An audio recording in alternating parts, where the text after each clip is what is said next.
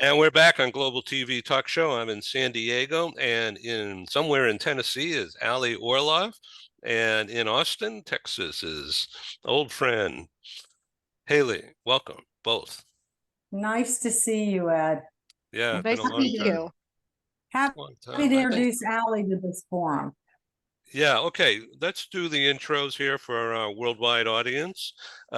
Most of the audience, 99% of the audience, will see this in the recorded format from my YouTube channel, as well as LinkedIn and other outlets. I purposely did not broadcast that we were doing the show. Okay, so Aly, please introduce yourself. As I understand it, you're in charge of being a change agent within Lockheed Martin, and that's mind-boggling to me. But how do you handle all those engineers? And tell us about yourself. Absolutely. It is mind-boggling for any transformation. But my name is Aly Orloff. I am what you call an SPCT candidate, which is a safe practice consultant trainer on the way. I'm working on my candidacy with Scaled Agile. And my primary focus is actually on this cool subject called agility. And how do we make things more agile? How do we make things easier, more streamlined, less stressful, and more customer centric throughout our whole organization? I currently work for Lockheed Martin and I am a agile coach. So my job is to go in there and help you transform your organization from bottom to top, top to bottom, every role that exists inside your organization. And introducing Haley Fryery Shank. Did I say that right? Oh, I can't hear you. Yes, you did. Yeah, okay, good, good. Okay, Haley, so what's the name of your company? Is it called Carbon Free? Yes, it is. It's carbon free, and we are a carbon capture company looking at reducing the world's carbon input. That's Out. amazing. So you must be attracting a lot of Gen Zers who are seemingly into this thing. Yes, we are. There's a big push. As you know, the Paris Accords have a timeline that's ticking, 2050, and here we are, 27 years away. Not a whole lot has been done to capture carbon from the large industrial emitters. So our technology works on capturing their carbon and turning it into a saleable product, which could either be sodium bicarb, which is baking soda, or bleach, or potentially something called PCC. So are you saying that carbon, which ordinarily is just out in the air, is captured somehow before it goes up the smokestack? Yes. And then it's bottled or something? Well, it's captured and it goes through a flow from the plant that's emitting into our system, which once it goes into our system, it goes through a chemical process to molecularly change it into a product, a usable product. So it's not heavyweight, is it? It's like carbons doesn't have a weight, does it? It's just space, I guess. It would have a molecular weight, yes, but Uh-huh. yes, it's, I mean, it's a very I'm not going to say it is novel, right? It's a new it is definitely a new technology, but we've been in business now for 9 years, and we actually have a plant in which we are capturing carbon in San Antonio. And it's public knowledge now. We've got an MOU with US Steel, so they are very interested in our technology. That's fascinating. So, so when I go to buy a bottle of bleach at the dollar store and use it for cleaning stuff, that's actually a carbon? No, not most of them, because Okay. most of them are not. Well, is it a carbon now? Would it be considered a carbon now? It wouldn't be considered carbon neutral, no, because it hasn't gone through our process that it's made from capturing the carbon and then changing the chemical makeup into bleach. So yeah, it would be carbon positive. It wouldn't be carbon neutral. Well, all of that's Greek to me, tell you the truth. So how do you apply agility to that thing, Aly? So that's actually been a fun twist, is starting to look at agility not just in software, but actually looking at from the people aspect, which is how Haley and I became connected, is looking at how we could bring this thing that a lot of our industry really isn't aware of, and it's the concept of agile. Agile's been around for over 21 years. It's not new. It's a foreign topic for some because it did initially start out with software engineering. But now we've started this huge push. And in the last, I would say the last 5 years, we've really started to push on how can we take the same agile processes that help us with software engineering and adapt how our business performs. So, whether that's marketing, legal, compliance, or human resources, how can we take the benefits from Agile and make them into benefits in other business areas? So, we had the opportunity to connect actually earlier in the summer and look at how could I, as an Agile coach, bring an agility aspect to carbon free and focus in on their human resources and what they could do to better improve. And that's how we ended up connecting, looking at Haley's process on what she did on a day to day or what her organization did on the week to week, year to year. How could we streamline that? How could we streamline that to make that more efficient? I mean, look at Carbon Free. Their whole company is to make things more efficient. It's to streamline our culture that we knew into something better, something more adaptive. Well, we can do the same thing for our business areas as well by looking at things a little bit differently. Wow. Well, audience, do you have any questions? I don't know. Haley, take over. That's so funny. So I became aware of Agile working back in the Silicon Valley, software engineers for 20 years. So I was familiar that they were going through an Agile process. And it's been interesting for me to see the transformation and for me to see Agile actually being utilized in the business. So when this opportunity came along and Agile started being applied for HR, Aly was on the forefront. And she may not be exactly forthright about how we were introduced, so I might need to reveal that here. Aly Orloff is, in fact, my daughter. That is great. Anybody who watches this would have figured it out. We look a little bit alike. Maybe just a little. So we saw an opportunity. We saw an opportunity as she was starting to work through various Agile certifications, and she was doing Agile for HR. And of course, my role as Chief People Officer, I saw an opportunity to leverage something new for my company, for my team, for the business, for business strategy, and wanted to learn more about how we could apply this in a different way.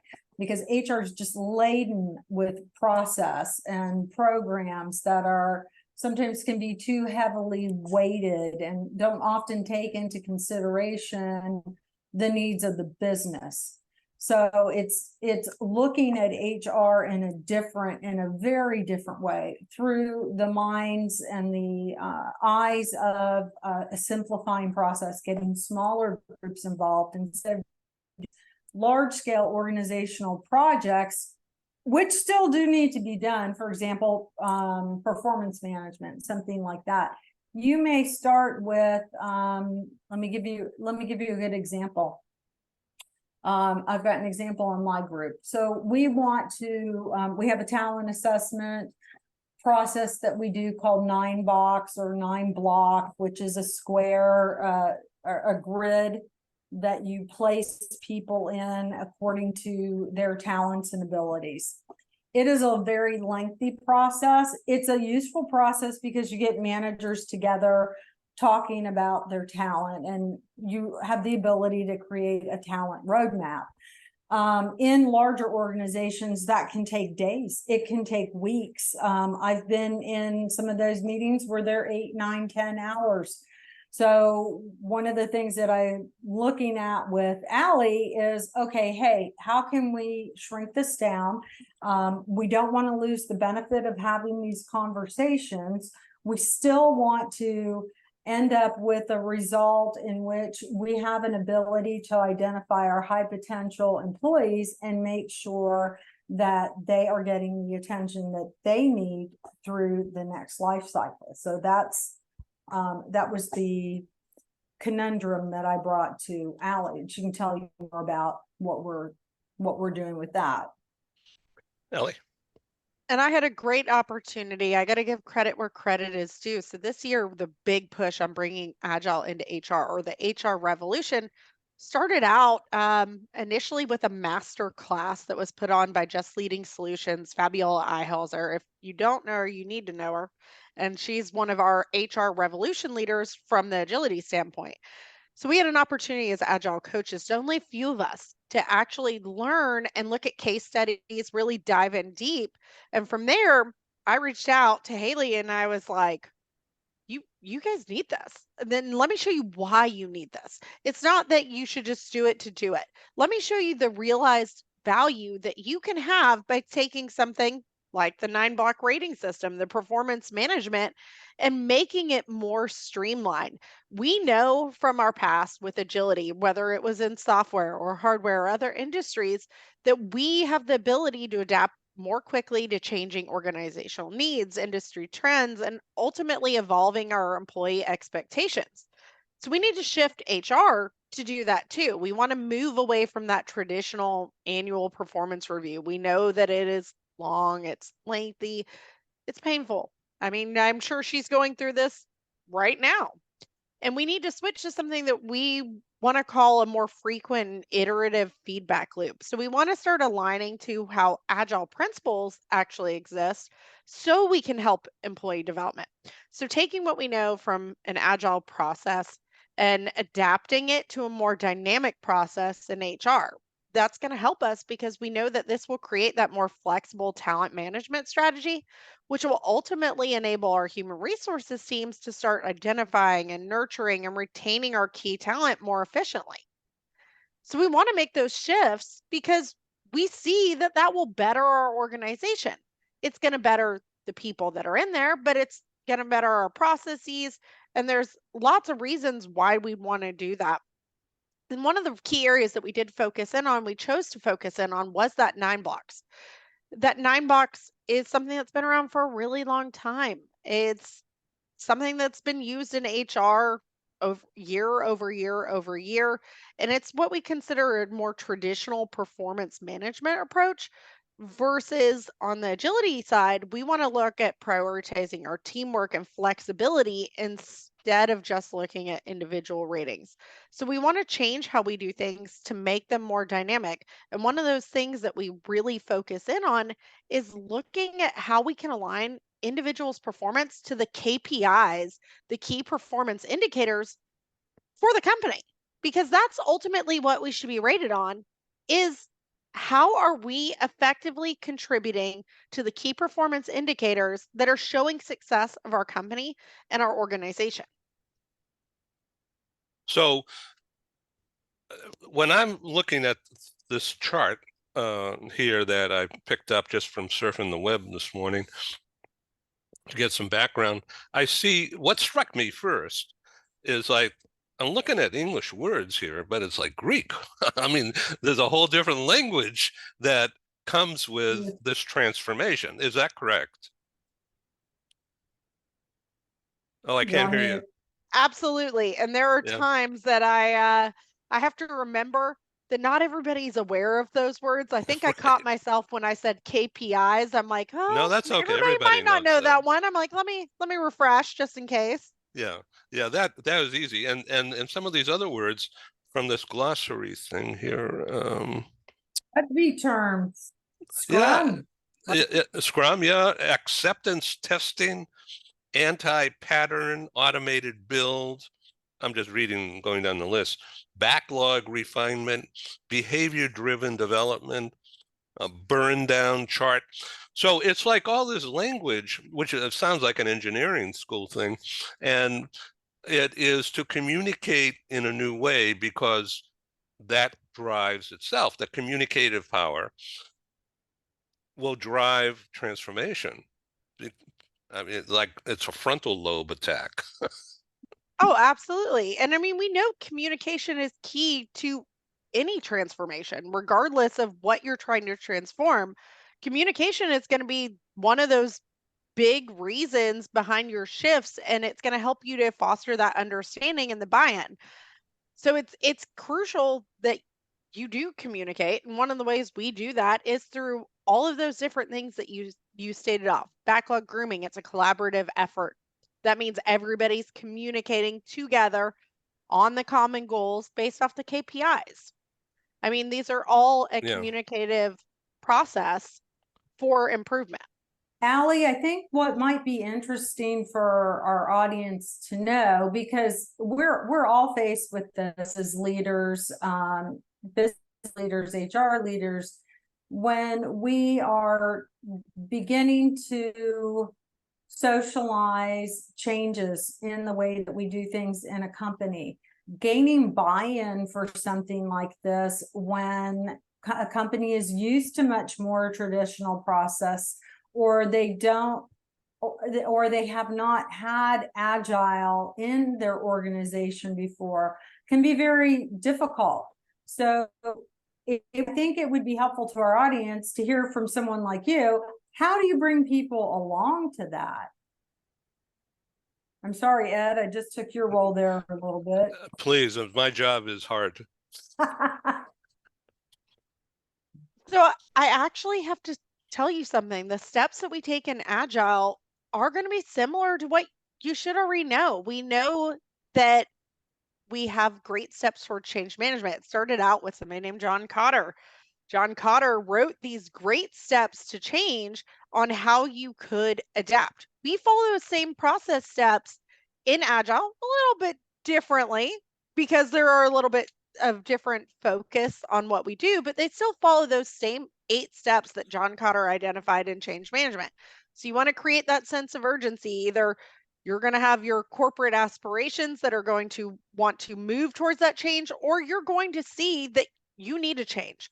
I mean, start looking at our culture environments, our technology evolutions, companies that have come and gone. That's usually a sense that you need to change when you see that there are other companies starting to overtake yours. That creates that sense of urgency. One of the big things, though, that I will tell you, the greatest way to transform is you actually have to have C-suite involvement.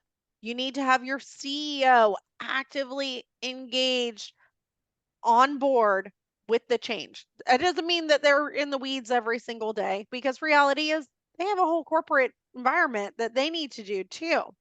But the big thing is they need to be supportive. They need to speak about how they're supportive, and their actions need to match their words.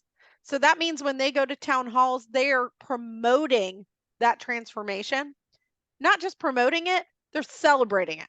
They're celebrating the short-term wins and letting the company know that, you know what, we might have some setbacks on transformation, but our main focus is all these wins and what we've generated from it. And I'm here to support you as the CEO. C-suite is going to Interesting. be Yeah. crucial.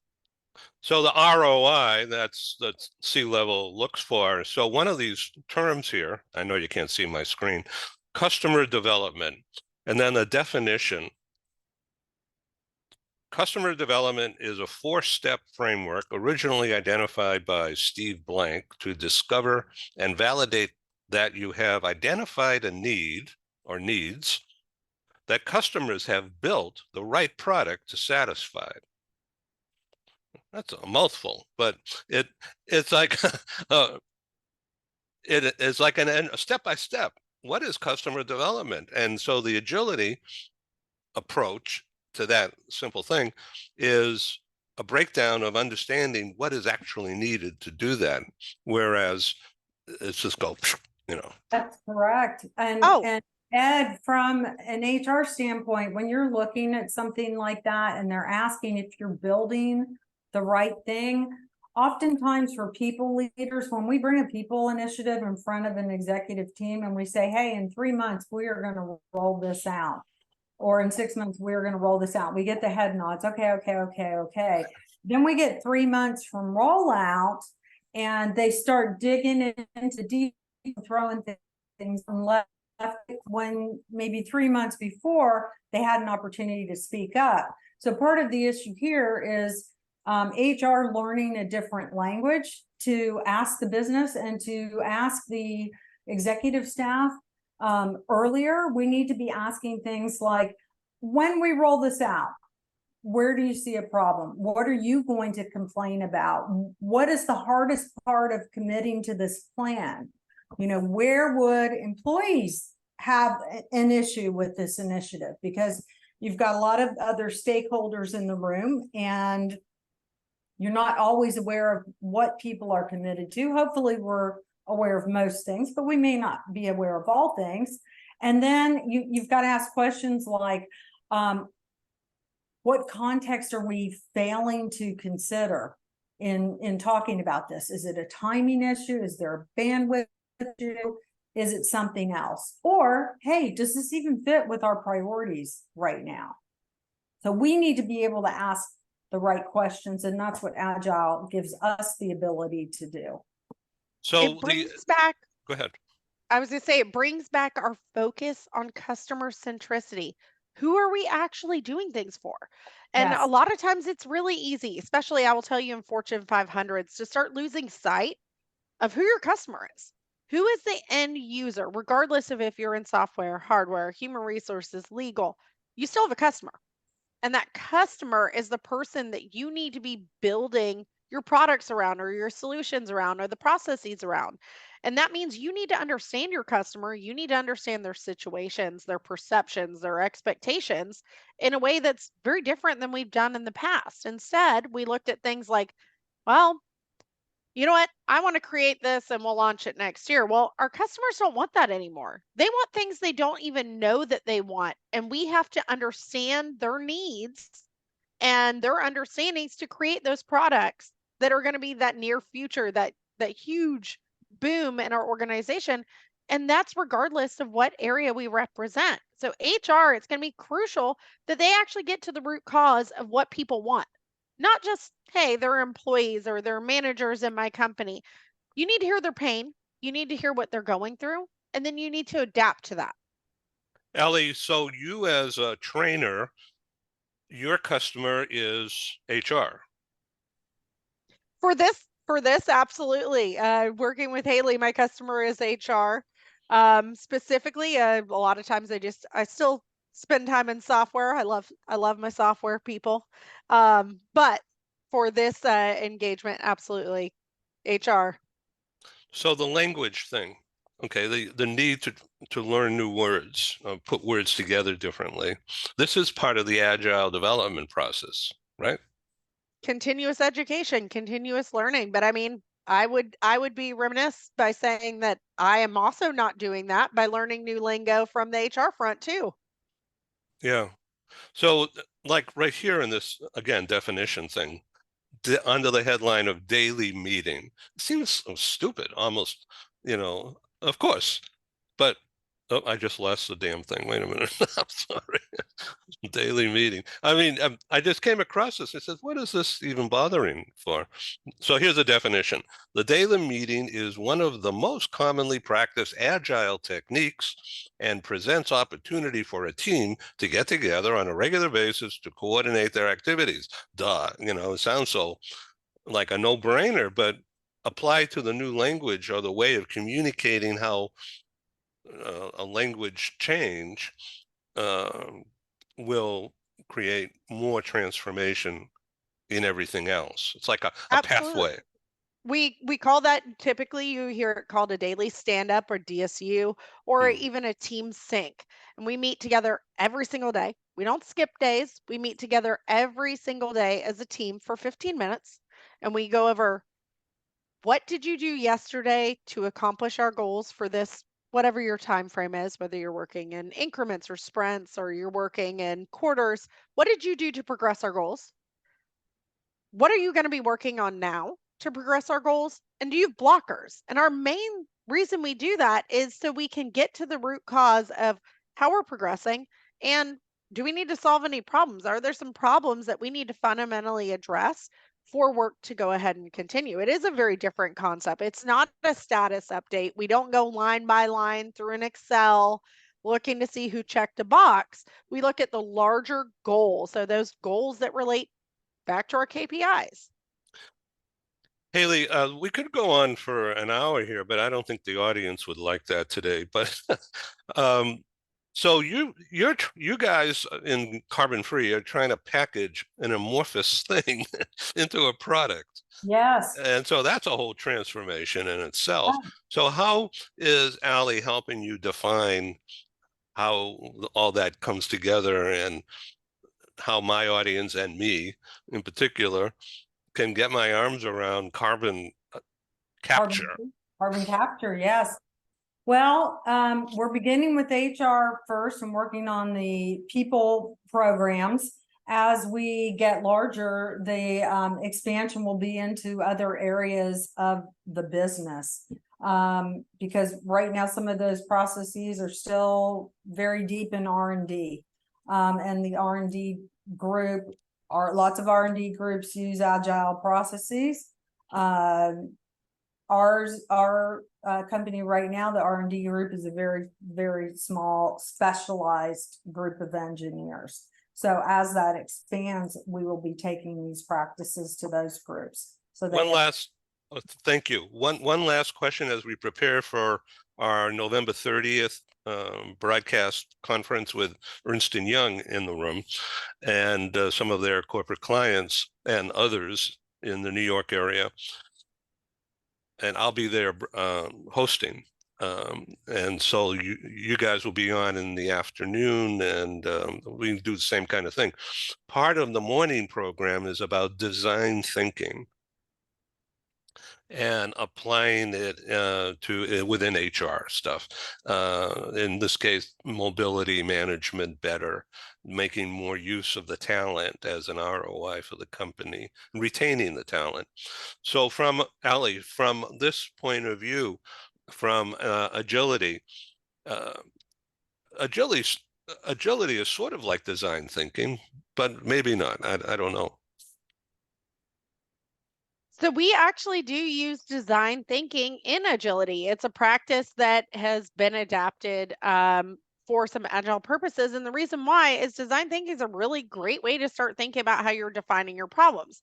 You want to solve your problems in that most efficient way, and you want to adapt to changing user needs. Well, agile is just that, agile. That means that we adapt to solve customer needs based off that changing priority. And there's different ways that we do that, and we'll go into that a little bit longer topic. But design thinking is something that we hugely support when it comes to agility. And one of those ways that we do that is we actually define everything that we do. We have a hypothesis. We want to test that hypothesis. And if that hypothesis is met, we continue on, we'll persevere. If that hypothesis is not met, we do not keep throwing money at bad items, bad inventions, bad processes. And that's one of those things that we do in Agile is we realize that if it fails the hypothesis, it's time to cut it loose. Regardless of if you spent 250,000 on it or you spent $500, we don't continue throwing money at bad items. Quicker path to reducing the sunk cost fallacy that is endemic in many companies. Absolutely. This has been so educational for me, and I think for the audience. Thank you, ladies. And please know I really appreciate you. I'm going to do some a little editing and then get this show back to you later in my day today. Thanks, Ed. Enjoyed being with you again. Thanks, Ed. Thank you for having us. It's wonderful to see you. God, great. All right. Well, a little bit of a surprise, right? I know. This is actually beautiful. I love it. Thank you for including me. Okay. Ciao. Thanks. Bye.